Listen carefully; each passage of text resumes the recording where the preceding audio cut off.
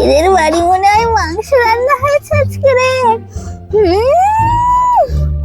ও বাবা, আবার পোলা, এর মধ্যে পোলায়ের ভাত লেগে আছে। কেউ নেই কোথাও, চেটে নি। ভালো রান্না করেছে রে। দেখি একটুখানি আর কি আছে, থালায় লেগে আছে, একটু চেটে নি। হে বাবা, মালতী কাকিমা, তুমি পরের বাড়ি বাসন মাজতে এসে আর ওদের বাসন চেটে চেটে খাচ্ছ? না না, আসলে খুব গন্ধ পাচ্ছিল মাংস, তাই আর শুকছিলাম। না, যাই পাড়ায় গিয়ে একটু কথাটা ছড়িয়ে দিয়ে আসি। এই, তুই কিন্তু বাড়াবাড়ি করছিস, দেখ খন্দের বাড়ি মাথায় মারবো। যাচ্ছি আমি।